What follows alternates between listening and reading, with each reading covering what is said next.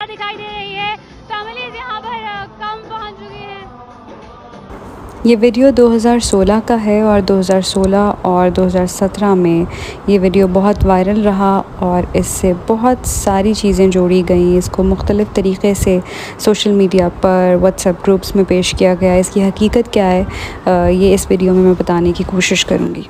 3 सितंबर 2016 को पाकिस्तान तहरीक इंसाफ की रैली थी जिसमें क्रेन से रिपोर्टिंग करते हुए एक लड़की नीचे जा गिरी थी और वो लड़की थी मैं। अस्सलाम वालेकुम, मैं हूँ इर्ज़ा खान और आज की वीडियो बनाने के लिए मैं थोड़ी सी नर्वस हूँ क्योंकि मुझे वो एक्सपीरियंस रीलिव करना पड़ेगा जो मेरे लिए बहुत ही ट्रॉमेटिक था, या फिर ये कह सकते हैं कि मेरे लिए नियर डेथ एक्सपीरियंस था। गुज़श्ता रोज़ मेरी क्रेन वर्सरी गुजरी है। क्रेन वर्सरी से शायद वो क्लिप देख के भी आपको याद आ गया हो। आज से 6 साल पहले एक वाक़या पेश आया था मेरे साथ। 3 सितंबर 2016 को पाकिस्तान तहरीक इंसाफ की रैली थी जिसमें क्रेन से रिपोर्टिंग करते हुए एक लड़की नीचे जा गिरी थी और वो लड़की थी मैं।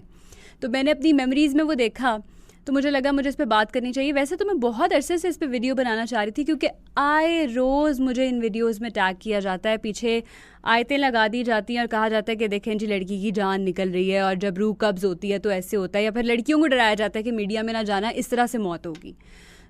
वो वीडियोस में देखती थी और मैं हमेशा से सोचती थी कि मुझे ना इस पर बात करनी चाहिए। लेकिन अभी ताज़ा वो सारी मेमोरीज़ मेरे सामने आई तो मैंने सोचा कि स्टोरी टाइम वीडियो करती हूँ और आपको बताती हूँ कि एग्जैक्टली उस दिन क्या हुआ था, क्योंकि बहुत से लोगों के मुताबिक मुझे फिट्स पड़े थे और मुझे मिर्गी के दौरे अब भी पड़ते हैं। लोग ये कह के वीडियोस शेयर करते हैं और कुछ लोग कहते हैं कि लड़की मर चुकी है और फिर लोग मुझे मिलते हैं और कहते हैं आप तो मर गई थी लेकिन आप तो ज़िंदा है, या आपका भूत तो नहीं है।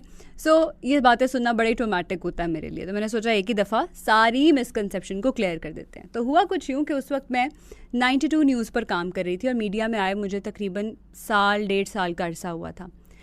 एक हफ़्ता पहले से मुझे ये पता था कि मुझे पाकिस्तान तहरीक इंसाफ की ये रैली कवर करने के लिए जाना है और क्रेन रिपोर्टिंग मैं पहली दफ़ा नहीं कर रही थी, ये मैं पहले भी जलसों में कर चुकी थी। आई वॉज़ वेरी कॉन्फिडेंट और वो दौर वो था कि जब मैं बहुत ही ज़्यादा पैशनेट थी और आउटडोर रिपोर्टिंग तो मुझे अभी भी करना बहुत पसंद है, तो उस टाइम तो मैं बहुत ही पैशनेट थी क्योंकि नई मीडिया में आई थी। लेकिन उस दिन जब मैं सोकर उठी तो मुझे पता चला कि मेरी तबीयत तो बहुत ख़राब है। डॉक्टर के पास गई, उसने मुझे कहा कि आपको फूड पॉइजनिंग है, तो इंजेक्शन लगाया, उसने दवा दी और कहा कि घर जाके सो जाइएगा। अब एक तो मेरा अपना दिल था कि मुझे जलसे की कवरेज करनी है, दूसरा मुझे ये डर भी था कि अगर मैंने चैनल पर इनकार कर दिया तो कहीं वो मुझे जॉब से ही ना निकाल दें कि ये तो बिल्कुल प्रोफेशनल लड़की नहीं है।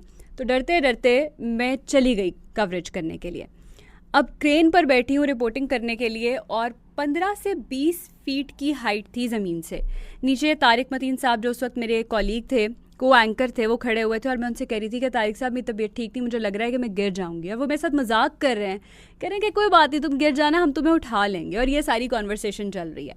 अब एंकर ने पहला सवाल शुरू किया और मैंने उसे सारी सूरत हाल बताई कि जी जलसे में ये हो रहा है, इतने लोग आए हुए हैं, अभी तक इमरान खान नहीं पहुँचे और सारी सिचुएशन।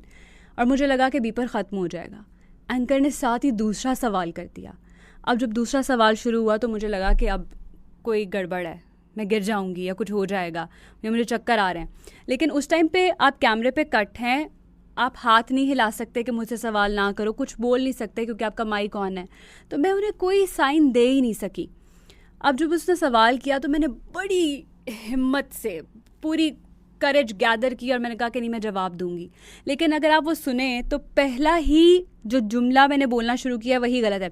असल फैमिली यहाँ से पहुँच चुकी है, फैमिलीज पता नहीं क्या फैमिलीज करते करते मेरी आंखें ऊपर चढ़ गई और मैं जाकर नीचे गिरी। मुझे सिर्फ इतना याद है कि मैंने उसे जवाब देना शुरू किया, उसके बाद मुझे कुछ भी याद नहीं है। फिर मेरी आंखें खुलती हैं कि जब मुझे एम्बुलेंस में लेके जा रहे हैं और बहुत सारे कैमरामैन और रिपोर्टर माइक लेके और कैमराज लेके इस तरह मेरे ऊपर हैं और पूछ रहे हैं आपको क्या हुआ और मैं चीख रही हूँ क्योंकि उस टाइम पर मुझे ऐसा लग रहा था कि या तो मेरी रीढ़ की हड्डी फ्रैक्चर हो गई है या मैं कभी दोबारा चल नहीं सकूँगी या मेरा सर फट गया है, क्योंकि उस वक्त मेरी बॉडी बिल्कुल सुन्न हो चुकी थी। मुझे कुछ महसूस नहीं हो रहा था, ना मैं अपने हाथ फील कर पा रही थी, ना मैं अपने पैर फील कर पा रही थी, मेरी पूरी बॉडी सुन्न थी।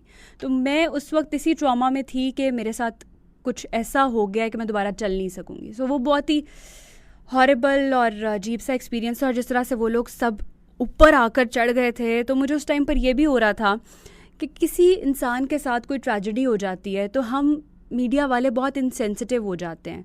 हम नहीं सोचते कि अगला बंदा किस मुश्किल में है और उसके जहन में क्या चल रहा है। हम सिर्फ अपनी ख़बर के लिए उसको इतना परेशान कर रहे होते हैं। उस दिन मैंने पहली बार ये चीज़ रियलाइज़ की जिसने मुझे बाद में बहुत सेंसिटिव कर दिया। अगर ऐसा कोई मामला होता था या कभी इस तरह किसी शख्स का बीपर लेना पड़ जाता था तो मैं कोशिश करती थी कि उससे ऐसे सवाल ना करूं कि जिससे उसे दुख हो या तकलीफ़ पहुंचे।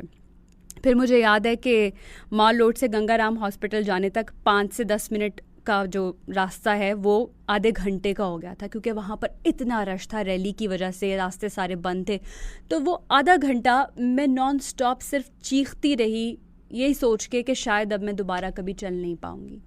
लेकिन अल्लाह का लाख लाख लाख शुक्र है, मैं समझती हूँ कि कोई मुआजिज़ा था या दुआएं थीं लोगों की, मेरी फैमिली की मेरे साथ, कि मुझे कुछ भी नहीं हुआ। बहुत सारे लोग कहते हैं कि तुम्हारे साथ कोई गार्डियन एंजल है जिसने तुम्हें प्रोटेक्ट किया, और मुझे लगता है कि बिल्कुल ठीक बात है, क्योंकि when I reached hospital doctors ने मुझे चेक किया तो उन्होंने कहा कि आपके जिस्म पर एक खराश भी नहीं आई है, जबकि वो 15 से 20 फीट की हाइट थी। और खुदा न खास्ता मैंने उस वक्त गले में दुपट्टा लिया हुआ था, गिरते हुए वो दुपट्टा रोल हो जाता, मेरे गले के गिर्द कस जाता या उसमें फंस जाता क्रेन में, या वो माइक की तार मेरे गले में अटक जाती, या खुदा न खास्ता कुछ हो जाता है। ऐसा कुछ भी नहीं हुआ। मैंने बहुत अल्लाह का शुक्र अदा किया और डॉक्टर्स ने भी मुझे कहा कि अब बिल्कुल ठीक है, हमको कुछ भी नहीं हुआ मौजिज़ाती तौर पे। और नेक्स्ट डे मैं काम पर गई और अगले दिन मैंने बुलेटिन्स किए। तो ये पूरी स्टोरी थी जिसको लोगों ने पता नहीं किस किस तरह से उछाला। और जब ये हुआ उस रोज़ भी कवरेज जो हो रही थी रैली की वो रुक गई थी और हर जगह पे मेरी न्यूज़ की कवरेज चल रही थी कि निजी टीवी की एक एंकर इस तरह से गिर गई, उनके साथ ये वाक़या पेश आया। और उस वक्त भी सारे चैनल्स डिफरेंट खबर चला रहे थे। तो मैंने ये भी रियलाइज़ किया कि मैं एक बंदी जो कि मीडिया से हूँ, जिस तक सबका एक्सेस है, मुझे सब जानते हैं, वो मेरे बारे में गलत खबरें चला रहे हैं कि इर्ज़ा को तो फला कितने टांके लगे, उसकी तो क्रिटिकल कंडीशन है, उसको तो बचना नामुमकिन है, पता नहीं क्या क्या खबरें चल रही थी। इवन कुछ चैनल्स पे मेरा नाम गलत लिया जा रहा था, जबकि वो सब लोग मुझे जानते थे। तो कितनी सच्चाई होती है इनकी खबरों में और कितनी एग्जैजरेशन होती है वो भी मुझे पता चला। खैर वो सबको पता है अब, लेकिन ये होता है। तो हर चीज़ जो आप टीवी पर या सोशल मीडिया पर देखते हैं उस पर यकीन नहीं करना चाहिए। फिर व्हाट्सएप पे जिस तरह से इस न्यूज़ को सर्कुलेट किया गया, एग्जैक्टली 1 साल बाद ये वाक़या पुराना हो गया। 1 साल बाद इस वाक़े ने दोबारा से हाइप पकड़ी, लेकिन इस दफ़ा ये पाकिस्तान में नहीं हुआ, ये हुआ इंडिया में।